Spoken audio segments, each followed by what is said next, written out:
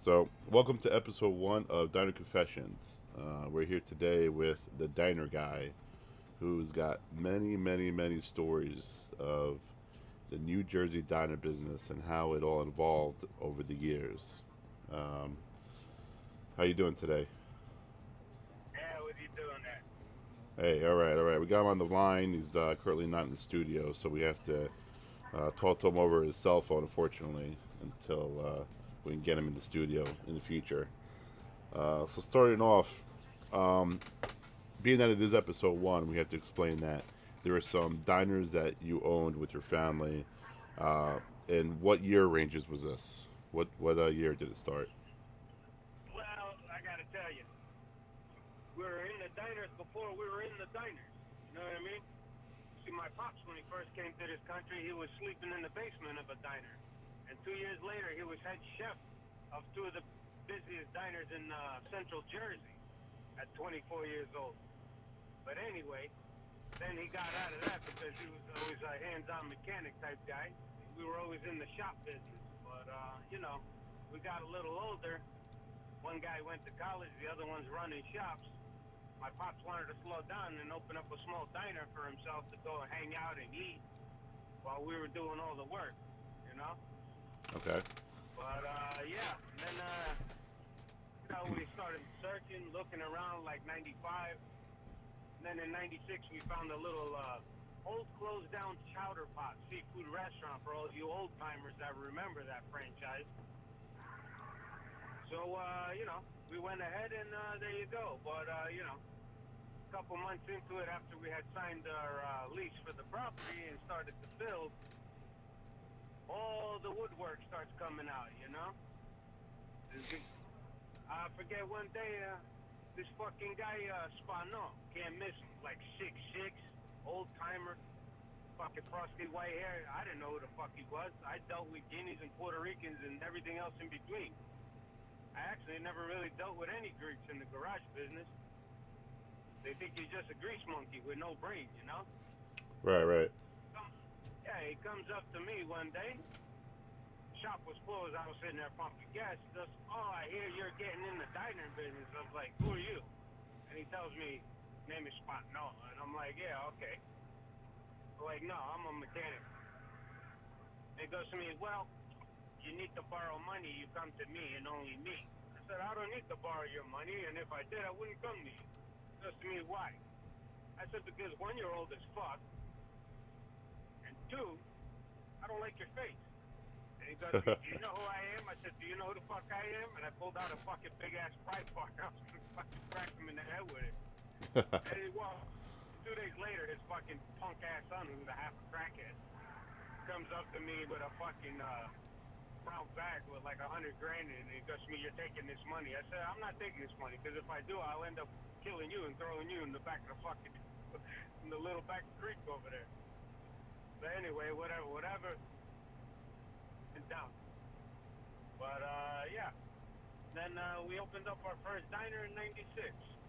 You know, All right. little place. 1996. Yeah, yeah, That was yeah. Early '96. that was the Yellow Rose, correct? Yeah, the Yellow Rose Diner.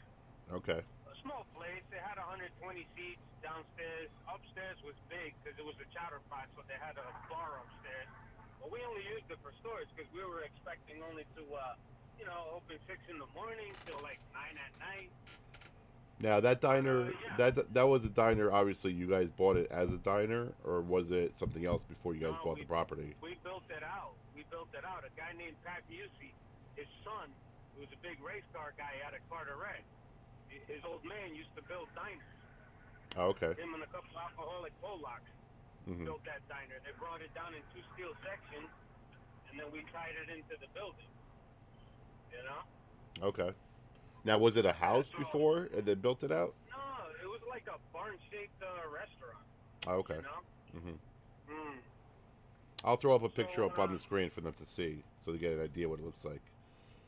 And yeah, obviously, the but diner is still there. It's owned by somebody else now because you guys that was such a long time ago. yeah, yeah, yeah, yeah. But anyway, I mean, what else can I say? I was turning wrenches, and my pops goes, you know.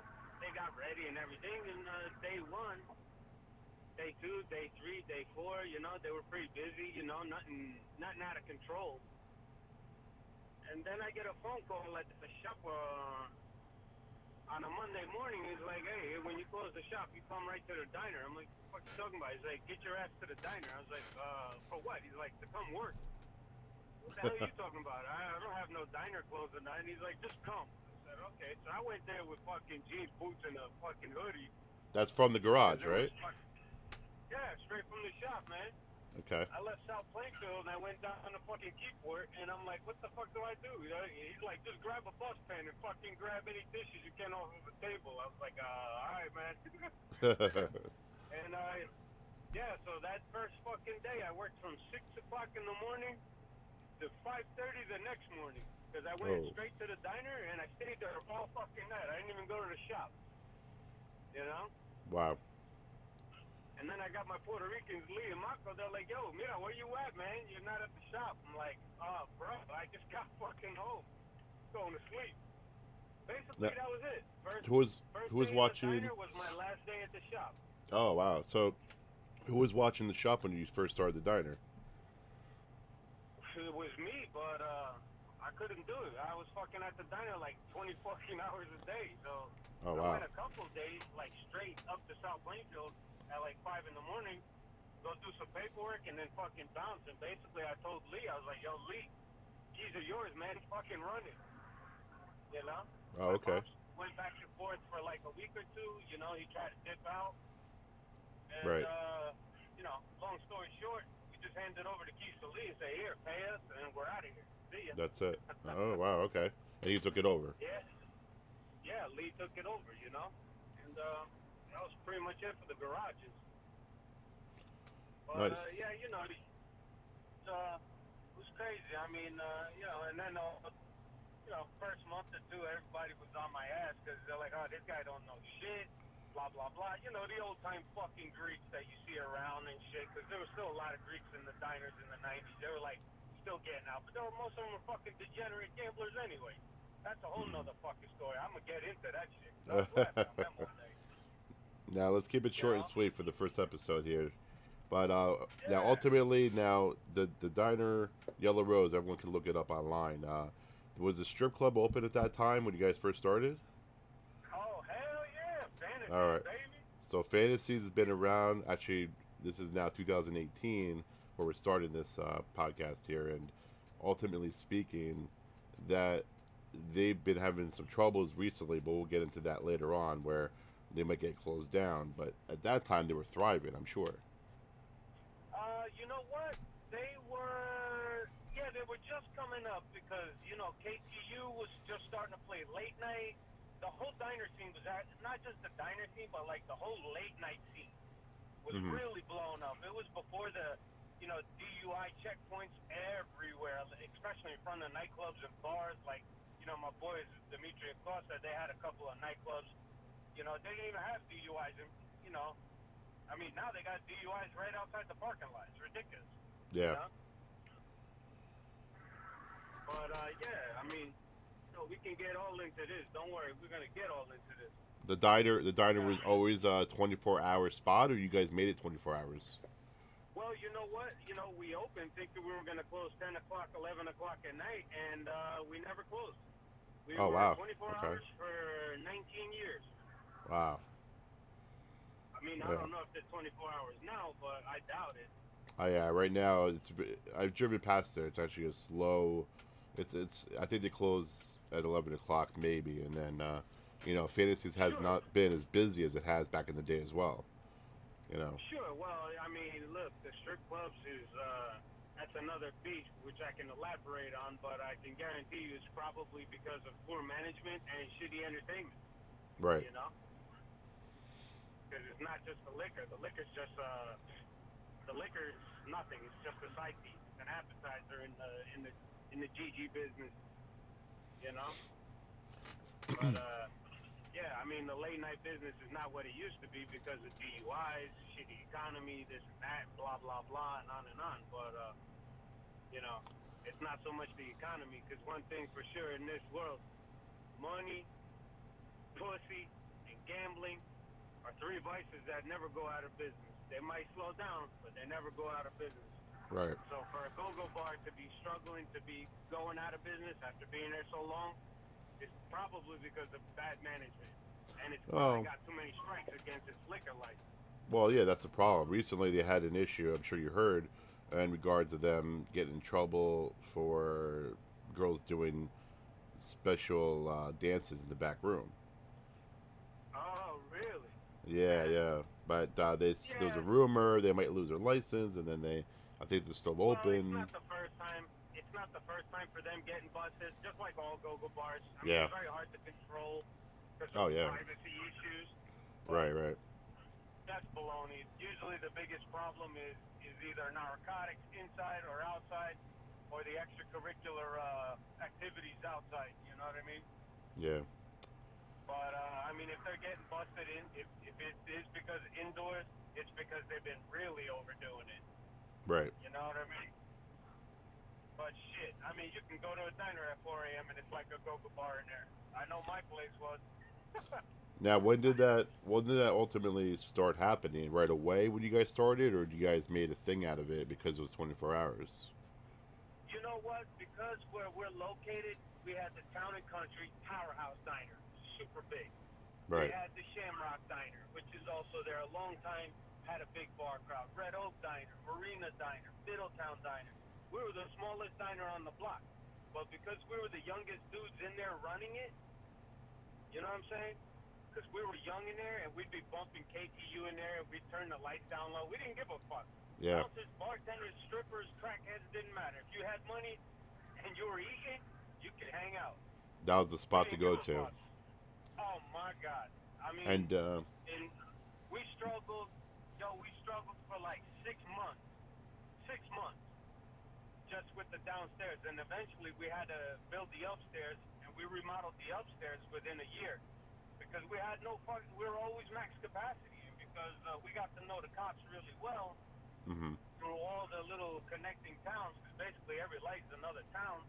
All the cops used to come and hang out there too, because they see, yo man, I used to put the dishwasher outside and he'd be directing traffic. oh And shit. it would get so bad, that we would take the repair shop's parking at night, the Army Navy's parking at night, the fucking side of the shoulder on fucking 36. I mean, even a few times we had like 10, 20 cop cars that fucking getting cars off the Route 36, or they were going to get ticketed. So, after struggling like 6 months, everybody was like, yo, that's the spot to go. They're cool, Shit, I went to Town and Country when we were doing construction, and I sneezed. I fucking sneezed, and the old guy yelled at me and told me to get the hell out of the diner. Oh man, I never liked that diner to begin with. I think I've been there once in my life, and it was horrible. Well, like I tell you, it's on the turnaround because the old man's had his time, and he's ready to retire. And I think I know somebody that might be actually going in there soon. Oh really? If he goes in there, it'll be hopping again. Oh okay. Yeah, the view is gonna get nicer. The place will get remodeled. Yeah, that's what it needs. It needs a rehaul, inside and out, and it needs new management. That's what it definitely needs. Sure. Yeah. Sure. Especially now that the Red Oak is gone, Middletown is busy, super busy. Yeah. Yeah. But I mean, everything. I think history does repeat itself eventually. I think that in due time, things will vamp up again in that area if it's done the right way. It definitely could. Yeah. Sure. 36 is ready for an economic rebound. Right. Know what I mean? Look at Oh, Asbury. Yeah, you're right. I mean, money was put into it, but it is popping right now. Sure. I mean, once they push all the crackheads out, all Asbury will be nice. I mean, right now it's spotty. Yeah. Yeah. What do you expect? It had its heyday. Like every other town, it has its heyday, then it goes rock bottom, and then it makes a little slight comeback. You know what I mean? But yeah, it's I don't know. So go. What are you gonna say? Yeah. Fuck So. that. Let's get into shit that used to happen at the diner, bro. I mean, yeah. So say, just like going back to that whole thing, you're getting in there. You're at 1996. How old were you at the time? Fuck, man, I don't even remember. What, 20? All right. So. Maybe. Wow. Okay. So. entry level. You're 20 years old. You're in there with the family business, and you're trying to ramp up the diner business.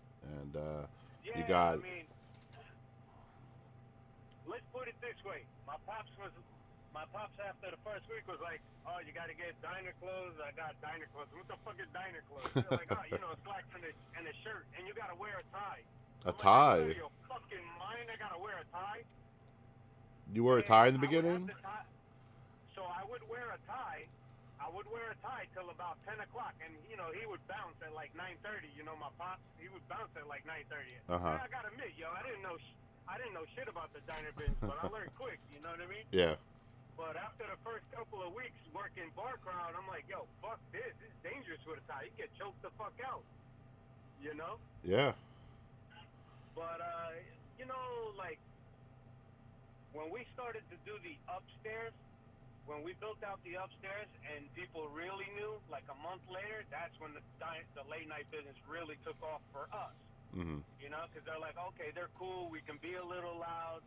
You don't have to walk into the diner all quiet, like shh, trying to pretend you're not fucking drunk off your ass. Oh, right, right. Know? That's what I think definitely helped it too, because I remember there were times I would go in there and see how it was, and it was just insane. You would definitely have all the music blasting. You have all kinds of late night people in there. Everyone was drunk, just talking to each other. No fights. Drunk.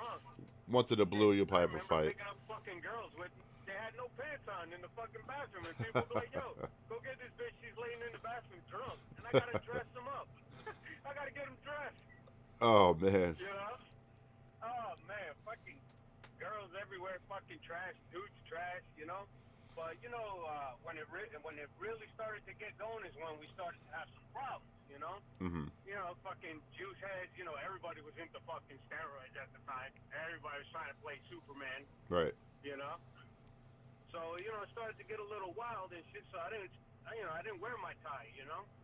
And then going back to that, I'll never forget the first time I actually had the tie on, and that's when I said I'm never gonna do it again. We had a couple of bouncers in there from undisclosed nightclub within the area, Mm-hmm. and they were juice heads, and some other dudes that were drunk from the club that were there. Right. We didn't know where the fuck they came from. We didn't have no spots. So anyway, I put them upstairs, and my brother was like, he's hitting the intercom downstairs in the front. He's like, yo, come upstairs, come upstairs, come upstairs. I go running upstairs, and the one fucking bouncer grabs my tie. I fucking turn it beet red. I grab a fucking steak knife. And he sees the knife, and he lets go. I cut the fucking tie off. That was the last fucking time I wore a tie. Oh, man. So these guys were up to they were starting trouble. Oh, yeah, it was a fucking all-out brawl. It was 30 people upstairs. They were all brawling. Oh. Me and my brother, one cook, and two busboys, we all grabbed ketchup bottles and just started cracking everybody in the fucking head. Guys, girls, everybody. Laid them all the fuck out. Yep, them out the fire escape. And let's our listeners know, back in the day, you guys used glass bottles, ketchup bottles, not the plastic shit they got now. You know how they say hit the 57? Yep. Hit the 57. Yeah. Boom, right in the fucking head. Yep. Light motherfuckers out. Yeah, actually, people. We had a fire escape. Yeah. We had a fire escape up there, so we just fucking hauled everybody out of there and down the back stairs through the kitchen. Nice. Fucking just piled them all up outside, left them out there. Shit was comedy. Fucking, and then Keyport PD comes strolling by at like 4:30, gets something to eat. They're like, yo, what is all these people? I'm like, they're all just fucking drunk. They're fucking leaving them outside. He's like, I think one of them was bleeding. Like, nah, they started flinging ketchup at each other, and that's all that is. Now I can imagine the amount of times cops were called to the diner through the duration you guys were there for the 19-20 years. I'm sure it's sporadic. Actually, only about 2-3 times. Because Wow. What happened was, after a couple of months of just rough, fight after fight after fight, we always controlled our shit in-house. You know what I'm saying? Right. We never called the cops. The only time the cops came was when somebody had called. But we always handled our business in-house. You know what I'm saying? Yeah. So A lot of places wouldn't do that. And you guys were young guys, so you can handle it. You know what? We never had a broken window. We never had a chair thrown out the window or whatever, like at the marina and shit, or a table Mhm. smashed. I mean, a couple tables got smashed, but that was because somebody got body slammed on the fucking thing. You know what I'm Right. saying? Mhm. But we handled all inside, so the cops never really came. Only one time when we had this dude from the Hells Angels, and he was fucking so ripped out of his mind. It took 6 Keyport cops and 2 Hazlitt cops just to get him in the squad car. Oh wow. Yeah, yeah, that shit was rough, man. My brother was hanging on the dude's neck like a fucking Superman cape, and I'm sitting here taking fucking gut shots at him and couldn't get him down. And a customer called the cops, and it took all those cops just to get him in the squad car, and he's sitting there smashing his head on the fucking window of the squad car. You know? Wow, that's fucking great. I can imagine how that would have looked. Yeah, he was smashing his head in the fucking squad car over there, and they finally got him out of there, out of the fucking place. But yeah, aside from a couple times, we didn't really get to. But you know, everybody got to know. Don't fuck around in the Yellow Rose, or as the people you named it, the Rose. Yo, don't fuck up in the Rose, man. They're gonna handle their business. You know. So the word got out pretty quick, and you know, everybody, the customers actually policed the diner Right. for us. You know what I mean? For the occasional Staten Island clown that would show up, or some clown from North Jersey thinking he's a tough guy coming up from the shore, you know? Oh, and they have no idea what happens up in there. You know. Yeah, they don't I can know what imagine. goes down in the roads at fucking 4 a.m., 3 a.m., you Yep. know? And then you're Oh. sitting back at like 5 o'clock in the morning like, yo, what the fuck just happened in here? You know, you're finding fucking panties, you're finding fucking people's, all kinds of shit. Shit I don't even want to say, bro. Oh, man, legal and illegal, you find fucking everything in there. Everything. I mean, shit, I had to take the fucking payphones out of the fucking bathroom hallway over there because one dude was fucking choking another dude. And if you're not looking, they'll choke the motherfucker out. Oh You know? man. That And was crazy. It was crazy. yeah, I mean, I can imagine the location, like we said before, the location you guys had with the strip club being literally 2 buildings away, and there's just a mess of things that could happen. And we're definitely going to go over all of that stuff moving forward. Well, you know what it was? 35 was not completely redeveloped. Mhm. You know what I'm saying? So it was a lot less restaurants. Nobody would go to those other diners late night. I mean, if they did, it was just like, whatever. We were the kings of the late night over there because we had 1, 2, 3, excuse me, 3, 4 go-go bars within 8 miles, which we were all cool with. You know, managers, dancers, they got to eat for free if they brought customers in. We always discounted them. We discounted the bouncers. We discounted the cops. We gave back to everybody because they're all industry people, you know what I'm saying? Mhm. So, I mean, even the Peter Pank, you know, they were like, yo, fuck it. We'll just cut through and go over to the Yellow Rose, you know what I'm saying? I mean, the Peter Pank had their customers, people that lived much closer there, but anybody that was coming there at like 4 a.m., they didn't give a fuck. They went to the Rose for the after party. We were Oh the after yeah. party and the show over there. Oh, absolutely. I always remember the Peter Pank being very, very dull, like very quiet. You go in there, you eat your food, and then you bounce. You know, and there's always cops there too. Old Bridge cops always in there. But Yeah. there was that was not an after party place to go to. You know, you go to after party, you definitely go to your place because it was Yeah, just it a was nonstop definitely an after party. party. Yeah. I mean, I've hooked up so many girls and guys together. You know, they become couples. Shit, out of like, let's say 10, 60 of them, 60% of them ended up going out, and 40% of them ended up getting married.